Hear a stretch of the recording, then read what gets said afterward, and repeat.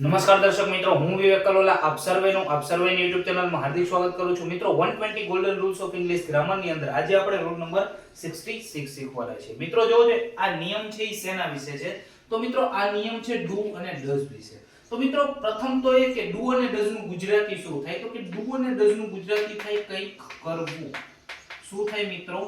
કંઈક કરવું. બરાબર છે મિત્રો. હવે એક બીજી વસ્તુ કે ડુ અને ડઝ છે શું? તો કે મિત્રો ડુ અને ડઝ છે હેલ્પિંગ વર્બ છે, એ ટુ બી ના રૂપ છે. બરાબર છે. તો ડુ અને ડઝ છે બરાબર, ઈ કયા કાળના ટુ બી ના રૂપ છે? તો કે સાદા વર્તમાન કાળના ટુ બી ના રૂપ છે. શેના મિત્રો? સાદા વર્તમાન કાળના ટુ બી ના રૂપ છે. હવે ડુ અને ડઝ છે નો ઉપયોગ ક્યારે થાય મિત્રો? એટલે કે ડુ અને ડઝ નો જે યુઝ છે એ ક્યારે થાય? તો મિત્રો એક વસ્તુ યાદ રાખજો કે સાદા વર્તમાન કાળના, કેવા કાળના? સાદા વર્તમાન કાળના. બરાબર છે. નકાર અને પ્રશ્નાર્થ વાક્ય. કેવા મિત્રો? નકાર અને પ્રશ્નાર્થ વાક્યો બનાવવા માટે. કેવા? નકાર અને પ્રશ્નાર્થ વાક્યો બનાવવા માટે આપણે ડુ અને ડઝ નો ઉપયોગ થાય છે. ક્લિયર છે મિત્રો? બીજી એક વસ્તુ, ક્યારે ડુ લાગે છે અને ક્યારે ડઝ લાગે છે. બરાબર, એટલે કે કયા કર્તા સાથે ડુ નો ઉપયોગ થાય છે અને કયા કર્તા સાથે ડઝ નો ઉપયોગ થાય છે એ પણ તમને આવડવું જોઈએ. મિત્રો જો કર્તા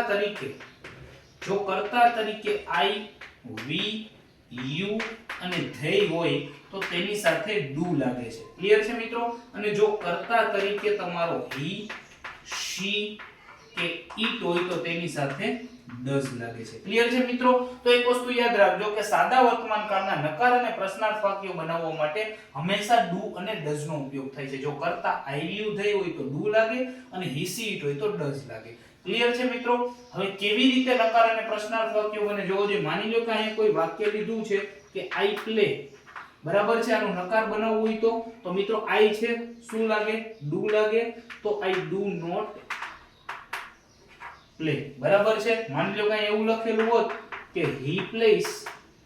બરાબર છે. તો આપણે એનો નકાર કેવી રીતે બનાવે મિત્રો? તો કે he doesn't play અથવા તો he does not play. તો આશા રાખું છું રૂલ નંબર 66 જે ડુ અને ડઝ ઉપર હતો એ હું તમને સમજાવવામાં સફળ રહ્યો હશે. હજી એક વખત કરી દઉં મિત્રો કે ડુ અને ડઝ છે બરાબર એ સાદા વર્તમાન કાળની અંદર નકાર અને પ્રશ્નાર્થ વાક્યો બનાવવા માટે વપરાય છે. ક્યાં વપરાય છે? તો કે I, you, they હોય કર્તા તરીકે તો ડુ આવે, he, she, it હોય તો ડઝ આવે. ક્લિયર છે મિત્રો? જલ્દી જ મળીશું આપણે રૂલ નંબર 67 ની સાથે. ત્યાં સુધી જય હિન્દ, જય Bharat, take care, good bye, thank you.